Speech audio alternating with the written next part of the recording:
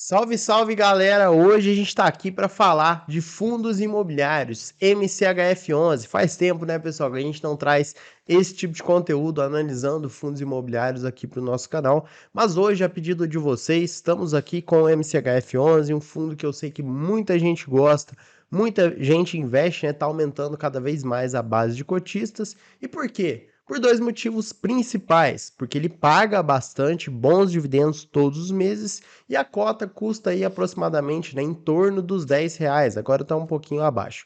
Vem aqui comigo para a tela, então sejam muito bem-vindos, MCHF11. Se você não conhece, eu vou te mostrar tudo sobre esse fundo imobiliário. Primeira coisa, né, como eu disse, 8,62. Esse fundo, pessoal, nos últimos 6 meses a gente teve um pouco de variação, né? Muita gente até se perguntou por que o fundo variou e tudo mais, então a gente vai entender tudo nesse vídeo e no último relatório gerencial. Mas de qualquer forma, se a gente pegar aqui o fundo, ele é relativamente novo, tá? Ele começou aí lá em julho, deixa eu confirmar aqui, olha só. Julho de 2021, tá? Então é um fundo relativamente novo, mas não tão novo assim. De qualquer forma, ele teve uma variação negativa de lá para cá de quase 17%. Mas de qualquer forma, ele é um fundo que paga bastante, está pagando mais de 1% ao mês. É por isso que a gente não se preocupa muito aí com o patrimônio, né, pessoal? A gente preocupa mais aí com o retorno mensal. Então, liquidez diária dele é boa, tá? A liquidez você não precisa se preocupar. No último mês, pagou 10 centavos por cota, o que dá um yield aí de 1,11%. E, pessoal, de verdade, 1,11% ao mês é um yield muito bom, tá? Se você achar yield de 2, 3, 4%, né? Gente te prometendo retorno aí, nessa casa aí de 3 para cima, você pode desconfiar que é furada, tá? Esses yields aqui, ó, de 1.1, 1.3 é um yield excelente, tá? Não fica reclamando. PVP dele tá abaixo de 1, como eu disse, né? O fundo sofreu bastante aí nos últimos 6 meses, principalmente, né? Ele teve uma quedinha aí nos últimos 6 meses.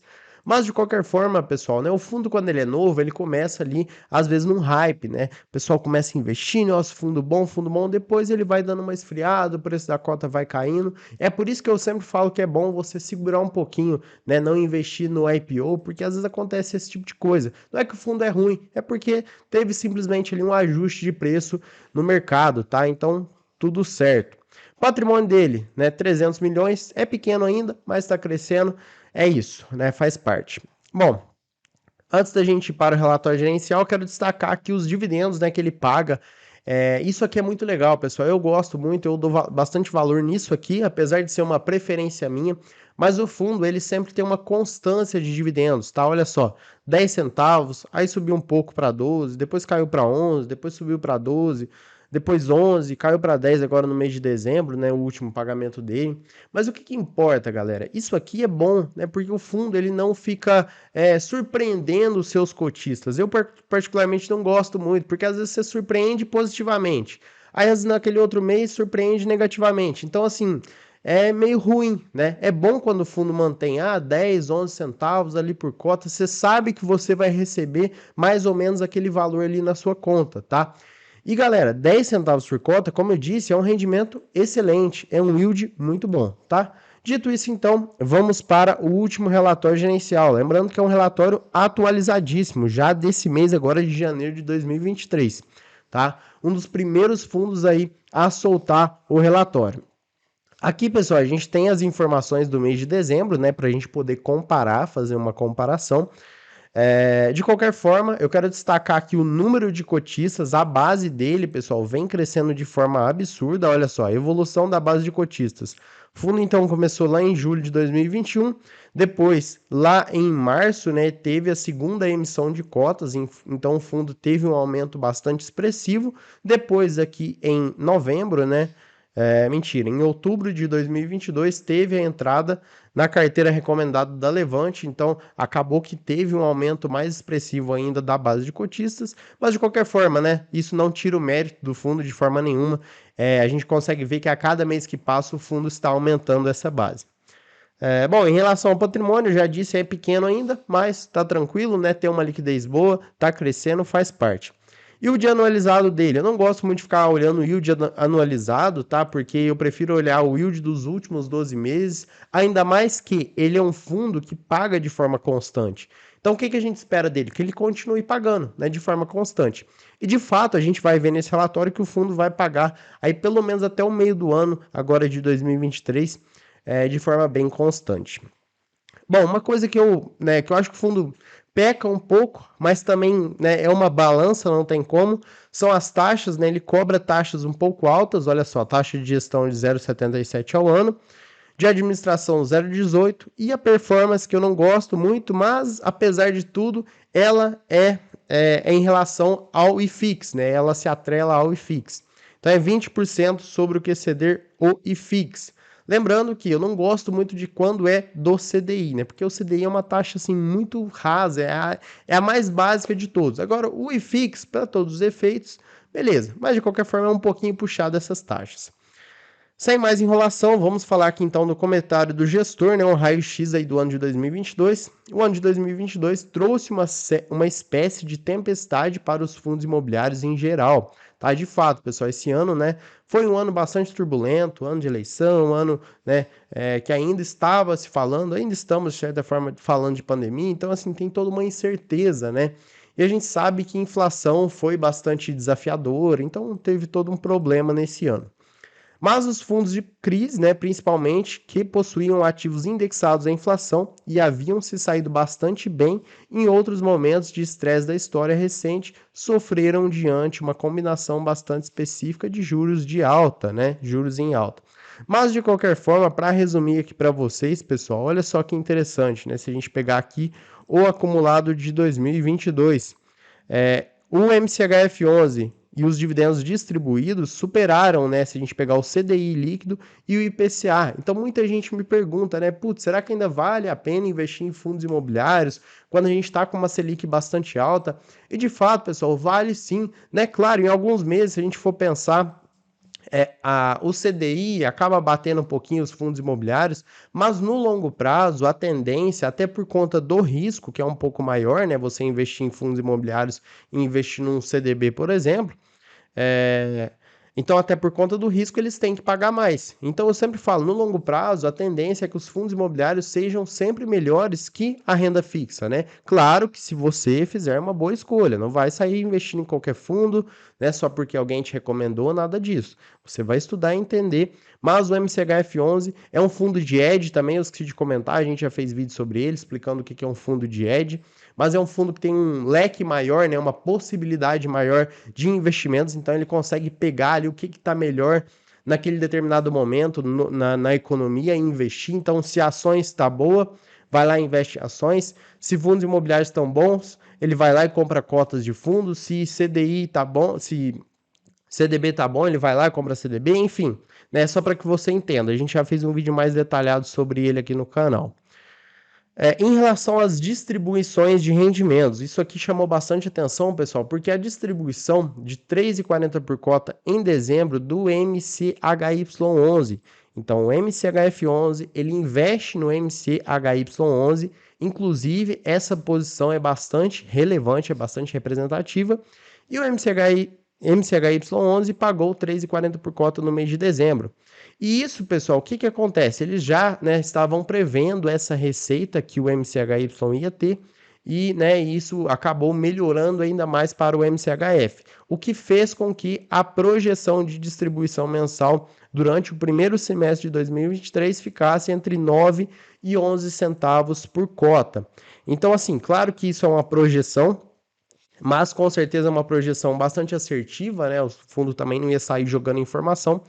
E se a gente pegar, pessoal, 9 centavos, vamos pensar no cenário mais pessimista possível, né? Se a gente pegar, olha só, calculadora aqui, fazendo uma conta básica, 9 centavos por cota, considerando o preço que ele está agora, vezes 100, ele vai ter um yield, né? Se a gente for... Espera aí que eu acho que fiz conta errada. Ó, 9 centavos por cota, dividido por 8,62 vezes 100. Isso, dá um yield, então, de mais de 1%, né? 1,05 aproximadamente. Então, o que acontece? Mais de 1% ao mês está ótimo. Por que eu falo que está ótimo? Se você pegar hoje o CDI líquido, tá? Muita gente fala, o CDI paga 1% ao mês, mas 1% bruto. Você tem que descontar o imposto de renda, tá? Então, se você pegar o CDI líquido, dá em torno aí de 0,88, 86 mais ou menos. Então 1%, mais de 1% líquido, né, porque os fundos pagam líquido. Então é um rendimento excelente. Taxa média da carteira, né, aqui a gente consegue ver, olha só, a taxa média ponderada foi IPCA mais 10,9% ao ano. Então, assim, pessoal, realmente é um fundo que está pagando muito bem. A gente consegue ver isso no resultado do fundo, né? A composição do resultado do mês. O fundo gerou um resultado total de 12 centavos por cota e distribuiu 10. Portanto, acumulou 2 centavos por cota em reservas. Isso é bom, é o que eu sempre falo, né? O fundo, ele sempre deixa uma margenzinha, por mais que seja pouco, talvez, né? Em alguns determinados meses que o fundo passa aí por problemas, né? Tempos de vacas magras, né? Como o pessoal costuma chamar, ele consegue ter essa brechazinha que vai juntando, vai acumulando mês a mês ali, para poder manter os seus cotistas. Por isso que ele consegue, né, ter essa distribuição bastante constante. Bom, aqui em relação à evolução da base de cotistas, a gente já viu, né? É uma evolução muito boa, muito interessante. Em relação aos ativos dele, ativos estruturados, lembrando que eu falei para vocês que ele é um fundo de hedge, tá? Então ele tem essa possibilidade de investir em bastante coisa, né? Em bastante segmento, vamos chamar dessa forma, né? Da nossa economia. Isso ao mesmo tempo que aumenta um pouco o risco do fundo, mas na minha opinião é melhor, é mais benéfico, é preferível aumentar um pouquinho o risco do fundo e ele ter mais possibilidade do que ele ficar mais seguro e ficar mais engessado.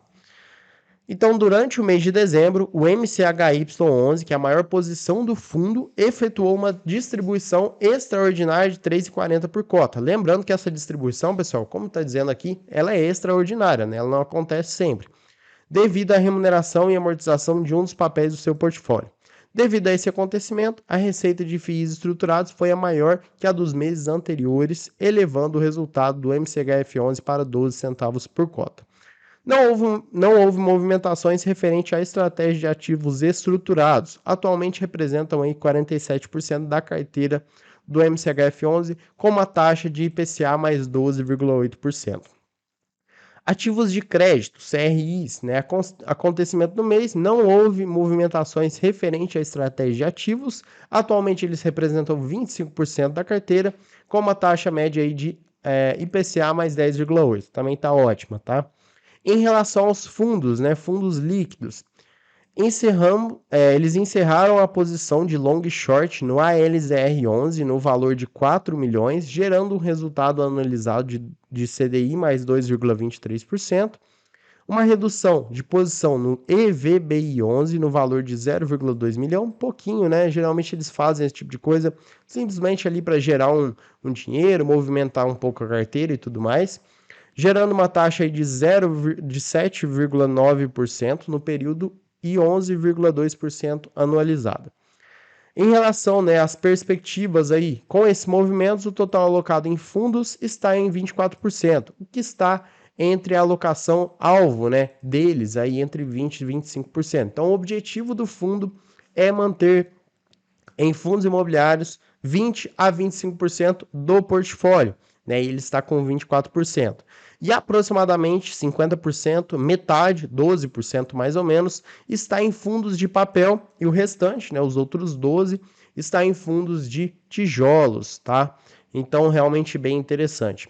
Em relação à alocação, o que a gente consegue ver aqui de abril até dezembro, né, desse ano agora de 2022 que passou? O fundo, pessoal, ele vem aumentando, né, com o passar do tempo, a posição aqui em ativos estruturados, a gente consegue ver esse aumento. De certa forma, ele vem reduzindo um pouquinho só, mas vem reduzindo a posição aqui em crédito, né, a alocação em crédito. Vem mantendo em fundos de CRIs, tá? Então, 13%, agora está 12%, né? Vem mantendo, ele aumentou um pouquinho, depois caiu. Também, de certa forma, vem mantendo aqui os fundos de tijolos, né? E o caixa também, como consequência aí dessa segunda emissão de cotas aqui no mês de março, ele aumentou um pouquinho o caixa aqui no mês de abril, né? Teve um aumento, é normal isso. Mas o que a gente espera do fundo é uma alocação, né? Não é legal o fundo ficar com muito caixa, não é interessante o fundo ficar com caixa porque é dinheiro parado, é dinheiro que não está sendo rentabilizado de certa forma. Então, tá ótimo, né? 4% aí é um caixa muito bom.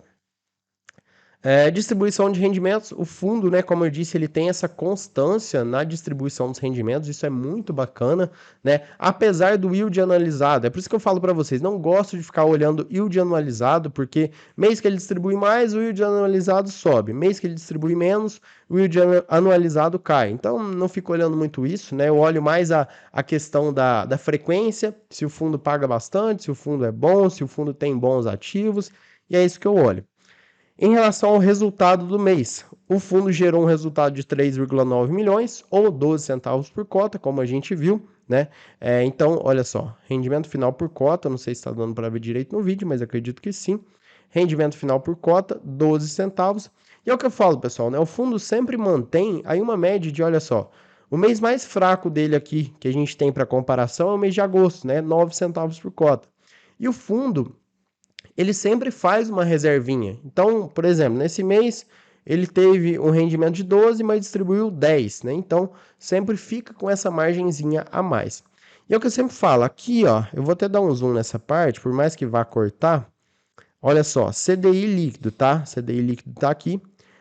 115%. Então, em comparação com o CDI líquido, tá? Já é líquido de impostos, 115%. Então, é como se você estivesse investindo num CDB que rende 115% do CDI líquido, tá? Então, é uma simples comparação, uma comparação talvez meio besta, né? Porque envolve risco. O CDB ele é menos arriscado, bem menos arriscado que um fundo, mas só para que você entenda, tá? Em relação à rentabilidade, né? Está compensando. Claro que tem o risco, né? E tudo mais, e tem a oscilação do patrimônio. A gente sabe que quando você investe no fundo, ele sobe, ele cai.